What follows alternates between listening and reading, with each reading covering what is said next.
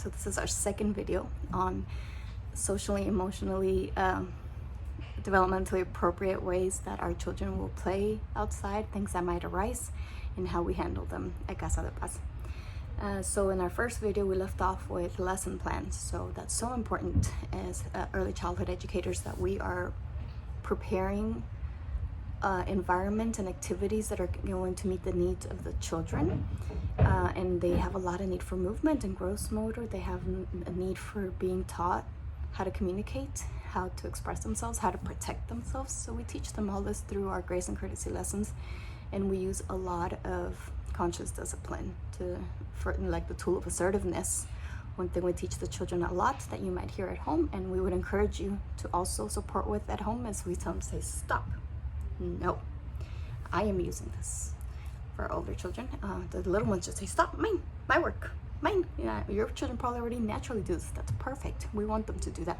Stop. Yes, that's correct. I'm using this. My work. So Ms. Eugenia teaches them in toddlers to say stop, my work or my body. Like, just that, being clear with their boundaries and that they have a voice and they can protect themselves. That's important. And that tool of assertiveness is so important in primary as well. We say with children, we're like, hey, no, I did not like it when you talk to me that way, or stop, don't touch my body, or I don't want to play this game. Those are very important tools for all of our students to practice, and so that they can communicate effectively and can handle their own conflict. Now, if a friend doesn't stop, that's when they need to come get an adult, and an adult will remind them and help them out. And we talked a little bit about the types of games that we play. We play skills. So at this age, under the age of 6, another important thing to know is the children are learning how to coordinate their bodies still, and they are learning skills. They're not mentally or emotionally prepared for competitive games. That's an elementary thing. Elementary children love competition. It encourages them. Primary children are not encouraged by competition. They like skill building and cooperation more. And then you'll see like around 5 or 6, then they want to do competition. But we don't impose competition on this age. We just teach them how to dribble a ball, how to kick a ball, how to catch a ball, how to turn. We encourage them with lots of movement outside.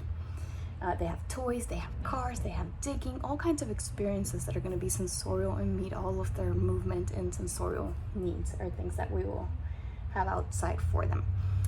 Now, one thing that I know that we talked about that's controversial and that comes up a lot is gunplay and roughhousing. In my professional opinion, I think it's completely normal for children to roughhouse and to pretend to play with guns or weapons. That's my professional opinion. You are allowed to have your own, and you get to decide as a parent what you allow in your home, what your values are, and what type of play you are comfortable with or not. I think it's appropriate and normal, and I encourage children to have the opportunity to play rough at home, and where they're wrestling and being really rough with each other, testing their limits and finding those, communicating their boundaries, as well as playing with weapons, and then being able to have those conversations with their parents about, oh man, the seriousness of weapons. That's my opinion, but again, I respect yours. The state of Texas that regulates us does not allow roughhousing or gunplay.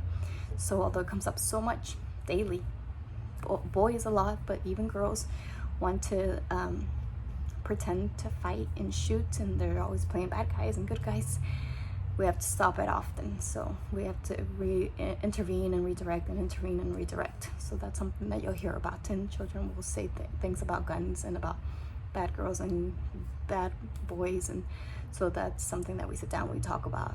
We're like, oh, we can't play that here, and it hurts your friends' feelings when you call them bad, things like that. So if anything ever comes up, we always intervene, and we always have conversations, and we give the children the language to speak up on how they're feeling, how to say stop, I don't want it like that, I don't want to play that game. All right. And so yeah, we talked about the lesson plans, what you might see, the types of games we do out there, how we redirect them. And the next thing that we discussed was some developmentally appropriate behaviors. Again, you can see anything like hitting, spitting, biting, anything like that. They're very young, 2.5 to 6 years old. They're each at a different developmental stage. So these are things that you could hear about. You might get an incident report or a phone call or an email. We don't send incident reports for every little thing, but if there's something major that happened, we definitely will contact you. If for some reason your child told you something that upset them that we didn't know about or they didn't tell us about, do share it with us. And it's important for us all to discuss it and communicate so that we can all be on the same page. And if your child wasn't able to express themselves because that's a skill that they're just learning, then we need to know so we can guide them and show them the next day and be like, hey, so I heard this. I heard you didn't like when Mike took your truck and I didn't know that happened. Let's go talk about this. We're here for you. Remember, we're here for you, and we're here to keep you safe, and we need to know if something happens so we can help you out. So I hope that this is helpful so that it answers some questions about some of the social interactions you might see and what you might experience with your children. There might be another third video just to talk a little bit more about how you can support us at home.